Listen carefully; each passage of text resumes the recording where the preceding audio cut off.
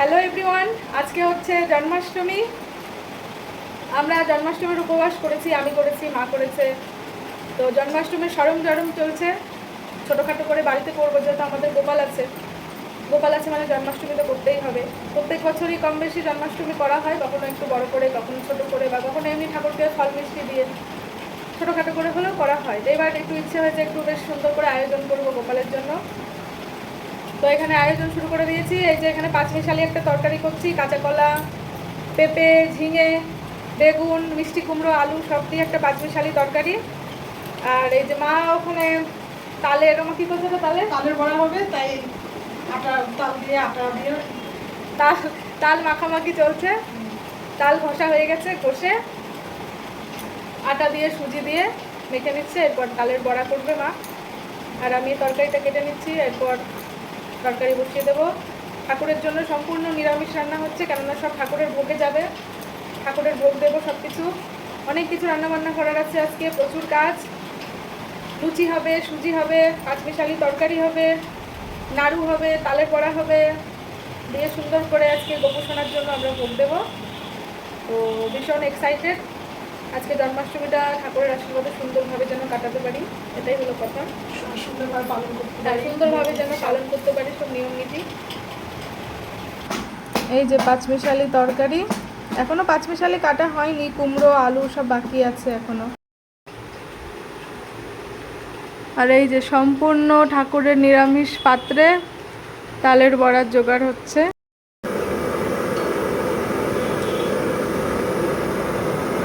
এই যে তালের বড়া এখানে ভাজা চলছে, ঠাকুরের ভোগের রান্না শুরু করে দিয়েছি। সম্পূর্ণ নিরামিষ পাত্রে করছি, যাতে সব কিছু ঠাকুরকে ভোগ নিবেদন করা যায়। এই কটা ভাজা হয়েছে সবে।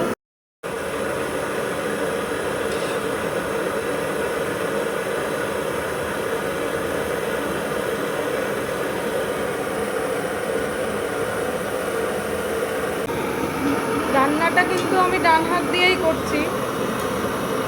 অনেক সময় মানে অনেক লোক কনফিউজ হয়ে যাচ্ছে আমার ভিডিও দেখে, যে আমি হয়তো বাঁ হাত দিয়ে করছি, কিন্তু না, বাঁ হাত দিয়ে করছি না।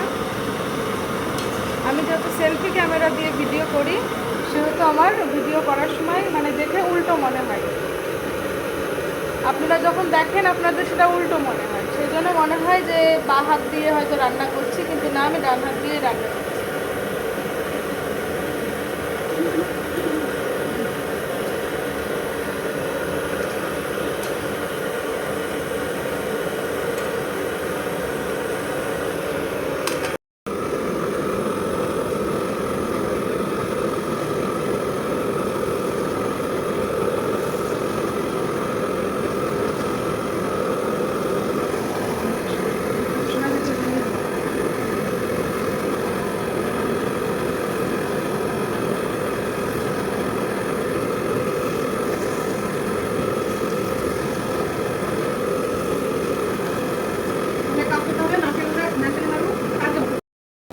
আর এই যে একজনের আটা মাখামাখি চলছে, লুচি করার জোগাড় যন্ত্র হচ্ছে। এবার তালের বড়াটা হয়ে গেলে লুচি বসিয়ে দেব।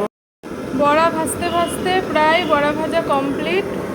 এই এক চার হচ্ছে, আর এই অল্প একটুখানি বাকি আছে, এই হলে কমপ্লিট।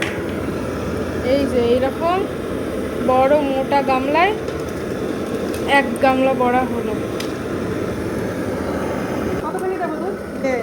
বলবে বলেছে।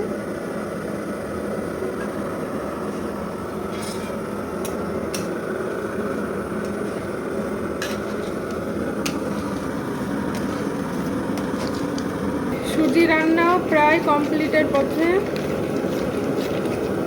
ভোগের সুজি প্রথমে ঘি দিয়ে ভেজে নিয়েছি, তারপরে ছোট এলাচ দিয়েছি, তারপরে সুজিটা ভেজে নিয়ে দুধ দিলাম। এবার চিনি দিয়ে আরেকটুখানি ঘি দেবো নামানোর আগে, তাতে ঘিয়ের গন্ধটা বেশিক্ষণ থাকবে বা বেশি ভালো লাগবে। ঘি দিয়ে ভাজা হয়েছে তার জন্য তো গন্ধ থাকবে, কিন্তু নামানোর সময় যে কোনো জিনিসে ঘি দিলে তার গন্ধটা আরও বেশি ছড়ায় বা বেশিক্ষণ থাকে সেই গন্ধটা, বা বেশি নাকে পড়ে সেই গন্ধটা। সেই জন্য নামানোর সময় আরেকটুখানি ঘি দিয়ে চিনি দিয়ে নামিয়ে ফেলবো। এই যে আমাদের এবার লুচি ভাজাভাজি চলছে। এই যে বালতির মধ্যে লুচি রাখছি, বড় বালতি, লুচি ভাজাভাজি হচ্ছে।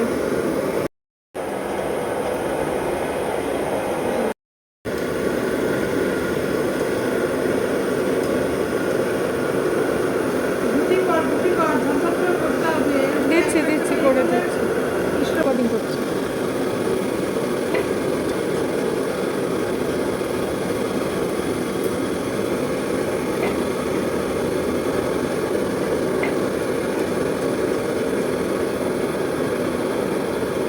লুচি আমার একেবারে সাদা সাদা ভালো লাগে না, হালকা বাদামি বাদামি কালার না হলে লুচি ভালো লাগে না।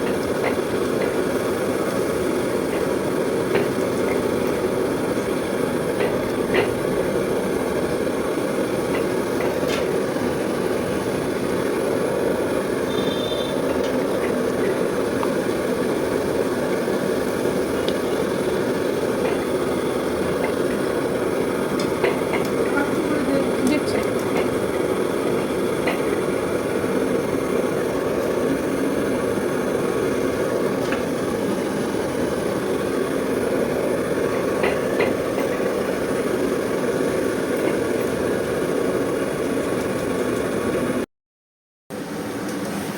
এই যে এবার মা করছে পাঁচমিশালি তরকারি। তখন আমি যেটা কেটেছিলাম, আলু, বেগুন, মিষ্টি কুমড়ো, ঝিঙে, কাঁচকলা, পেঁপে, ওই তো মানে পাঁচমিশালি তরকারি। মাকে বললাম তরকারিটা তুমি করো, তরকারি আমি করব না, তরকারিটা তুমি রান্না করো। ওই যে তরকারিটা মা রান্না করছে। তরকারিটা হলেই আমাদের রান্নাবান্না কমপ্লিট হয়ে যাবে, তারপরে পুজোর জোগাড়ে বসবো। আর ভেবেছিলাম নারকেলে নাড়ু করব, কিন্তু মোবাইলে দেখলাম একটা ভিডিওতে যে অষ্টমী তিথিতে নাকি নারকেল বর্জিত, মানে নারকেল নাকি দিতে নেই। সেই জন্য আর নাড়ু আর আজকে করলাম না, নাড়ুটা কালকে করব, কালকে করে ঠাকুরকে দেওয়া হবে।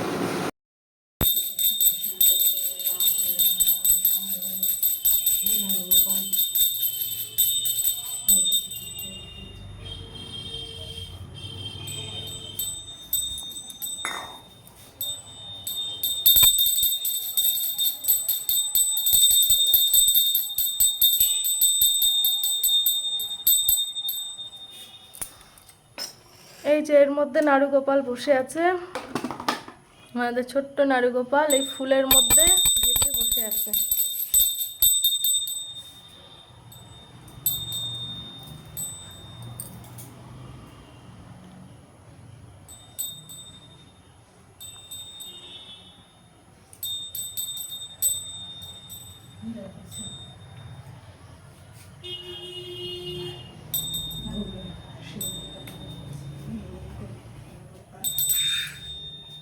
তোমার জন্য এসব ব্যঞ্জন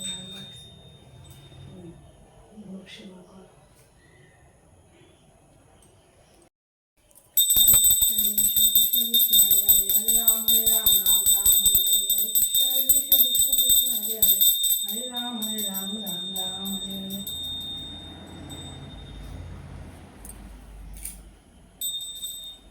ফুল যা আছে সব দিয়ে দাও, দুটো রেখো আমার জন্য।